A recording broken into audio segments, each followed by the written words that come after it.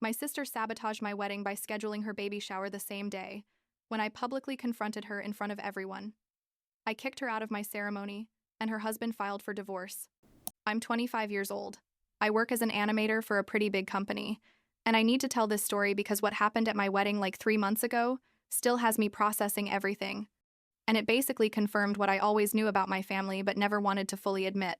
I guess I should start at the beginning. When I was a kid and my sister Celeste was, perfection personified according to my parents. She's 5 years older than me, and for as long as I can remember, she was the star of the family. Like literally everything revolved around her and her achievements, and I was like the piece of furniture that was there, but nobody really noticed unless they needed something. It's not like my parents were openly cruel to me or anything. It was more subtle than that, you know? Like when Celeste brought home a B in math and my parents would say, "Oh, poor thing. Math is hard. What matters is that you tried." But I'd bring home straight A's and barely get a passing good job. Or when she wanted ballet and piano classes and whatever, and my parents would bend over backwards to pay for everything.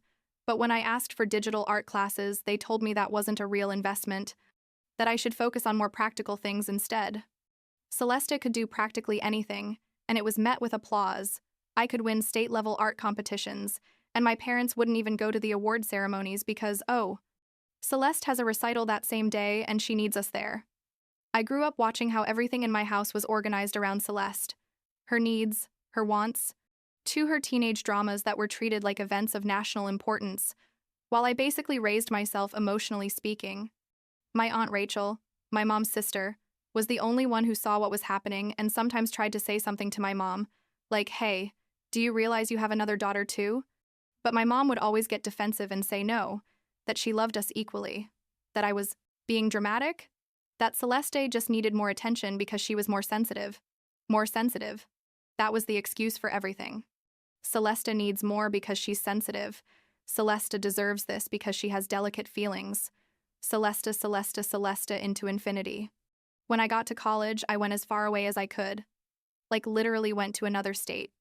And it was the best decision of my life, because I could finally breathe without feeling like I was competing in a race I was never going to win. I studied digital animation, got incredible internships, and basically built a life where I was the protagonist of my own story instead of being the background character in Celeste's story. During those years, I kept minimal contact with my parents, like obligatory calls on Christmas and birthdays, but nothing more. And honestly, I felt more at peace than I had been in my entire life. After graduating, I got a job at an animation company that makes content for various digital platforms. The salary was good, the environment was great, and I met Jasper at an animation convention like 4 years ago. He's 29, works in video game development, and he was the first person in my life who made me feel like I was enough exactly as I was, without having to compete or prove anything. We moved in together after a year, and everything was perfect in my little bubble away from my dysfunctional family. But then, like 2 years ago, my mom had a pretty serious health scare. Like they thought it was cancer, but in the end, it turned out to be something benign that required surgery, but wasn't life or death. My Aunt Rachel called me almost crying, telling me I should consider fixing things with my mom because life is short and that whole speech. And I felt that horrible guilt that eats away at you from the inside when you know you technically should do something even though you don't want to.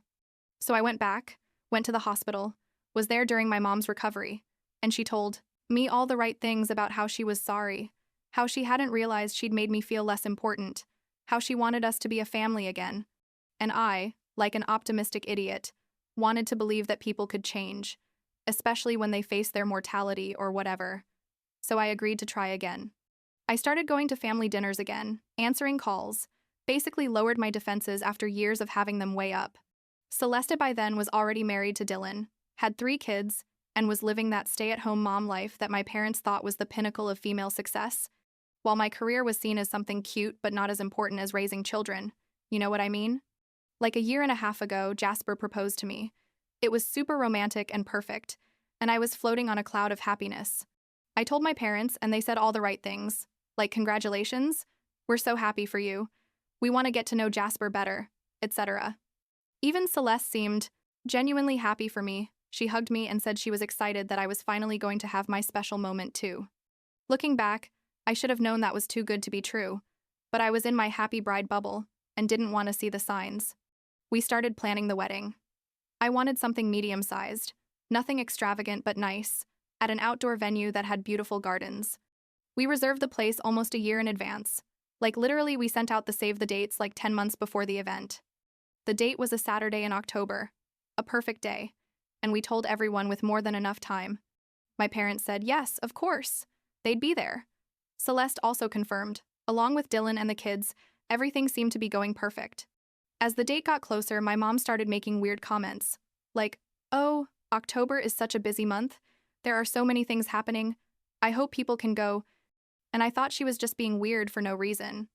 I didn't give it much importance. But like 2 weeks before the wedding, my cousin Lena, who's Aunt Rachel's daughter, called me and said, I need to tell you something and I don't know how you're going to take it. Turns out Celeste had organized a baby shower for herself. It was going to be her 4th child, and she decided she deserved a big celebration. And guess what day and time she scheduled it for? Literally exactly the same day and same time as my wedding. When Lena told me, I felt like someone had thrown a bucket of ice water on me. I asked her if she was sure that maybe it was a mistake, that maybe Celeste just didn't realize the date. But Lena told me no, that she'd seen the baby shower invitations, and they specifically said that Saturday at 3 p.m., exactly when my ceremony started. And more than that, Lena told me she'd heard Celeste tell my mom that she didn't care if there was a date conflict, that people who really loved her would go to her event instead of my wedding, and that besides, I hadn't built close relationships with the family anyway, so I shouldn't expect everyone to go. I literally started crying on the phone with Lena because everything suddenly made sense. My mom's weird comments, all the way some family members had been kind of evasive when I asked if they had their flights booked or their hotels, everything. My own sister had organized an event on the same day as my wedding on purpose to sabotage me, and my mom knew about it and hadn't told me anything. Jasper found me crying in the living room, and when I explained what happened, he was furious. Like he's super calm normally, but he couldn't even speak. He was so angry. He told me we had to do something, that we couldn't let Celeste ruin our day like that, and he was right. I spent that whole night without sleeping, thinking about what to do, and the next day I decided I was going to be direct. I made a post in the family WhatsApp group, which included like 40 people between uncles, cousins, grandparents, everyone, and I wrote something like, "Hi family. I found out there's a baby shower scheduled for Celeste the same day and time as my wedding. I want to clarify that my wedding was scheduled and announced almost a year ago, and I understand this creates a conflict. I'm not going to ask anyone to choose, but I do need you to confirm who will be able to attend my wedding to adjust final numbers with the catering.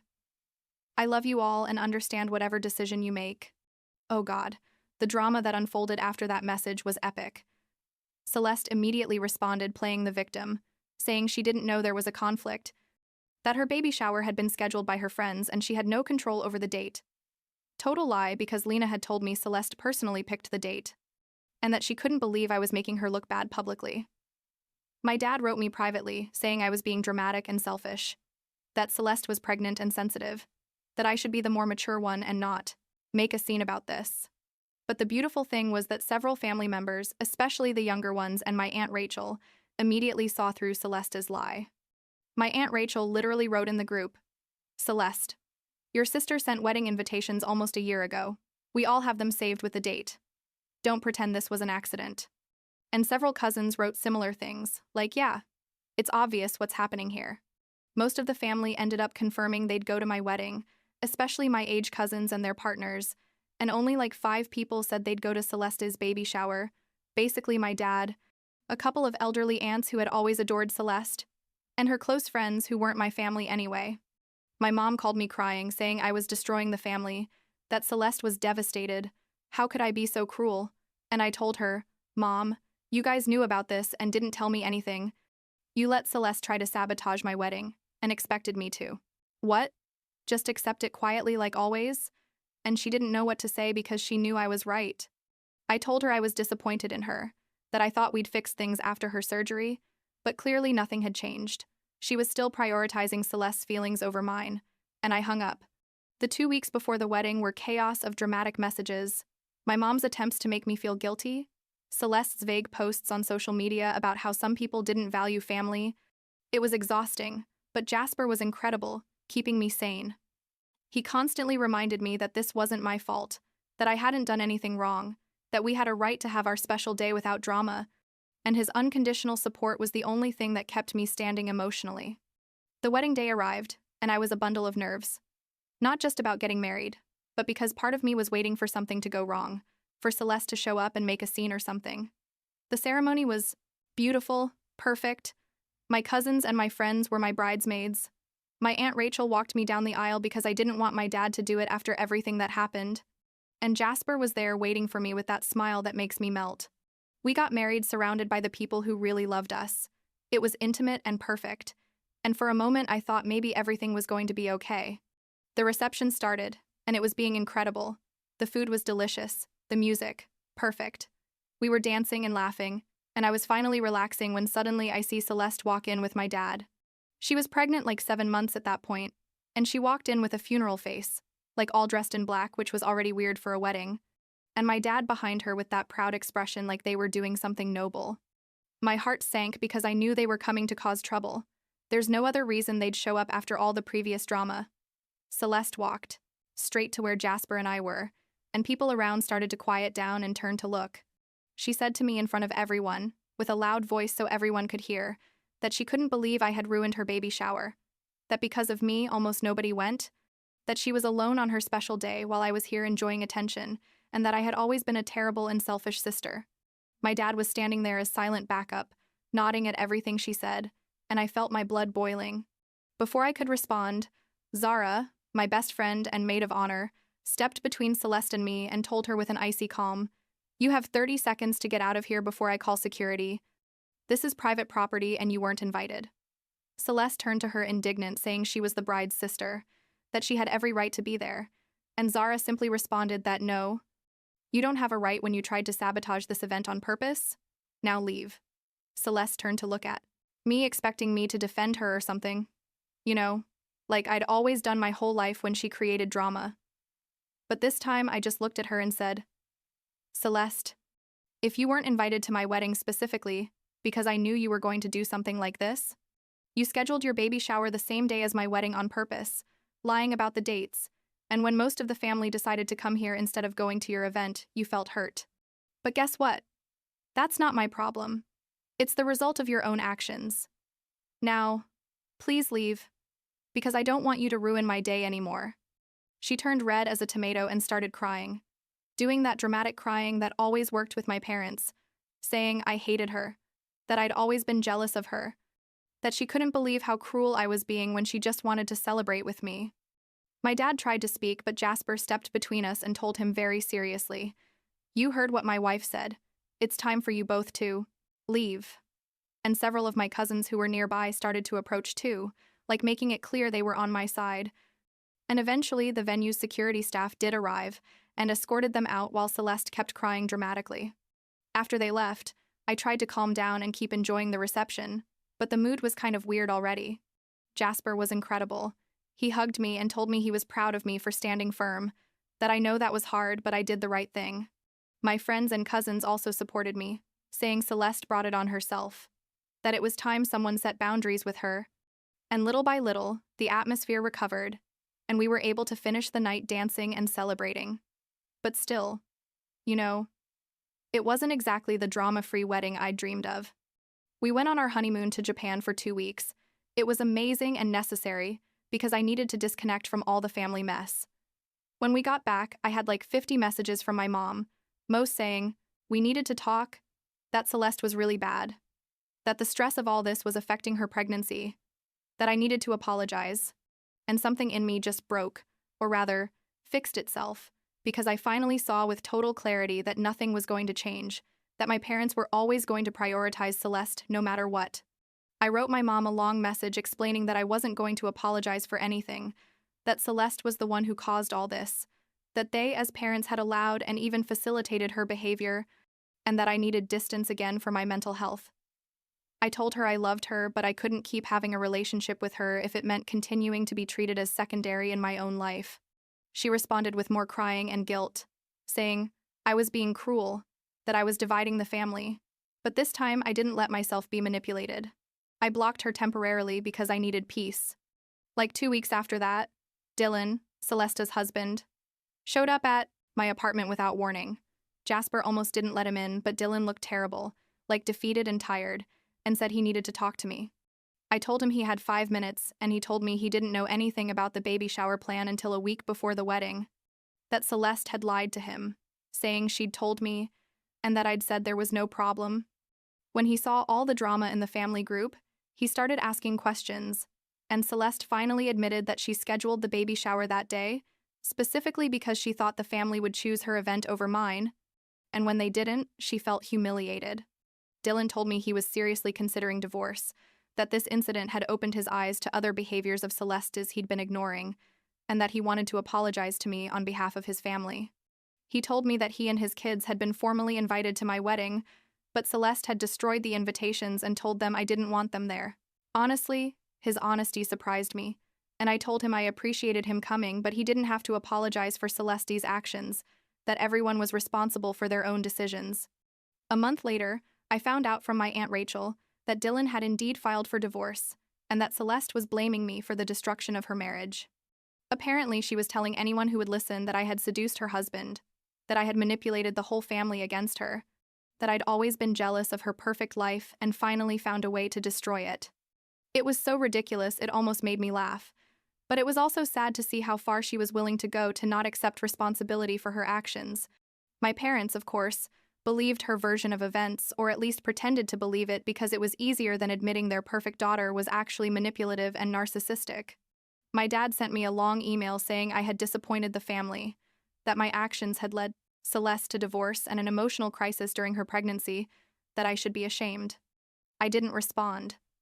Just blocked him too, because I didn't have the energy to keep fighting battles. I was never going to win. Now, Celeste had the baby like a month ago, a girl. And since she was born, I've received messages from family members telling me I should be the bigger person and forget everything, that a baby is a blessing and family should be united. But the truth is, I don't feel anything when I think about that baby.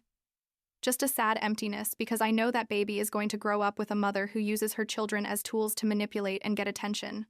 I blocked Celeste on all social media, told my Aunt Rachel I appreciate her support but don't want updates about Celeste, and basically built a firm wall between my life and my family of origin.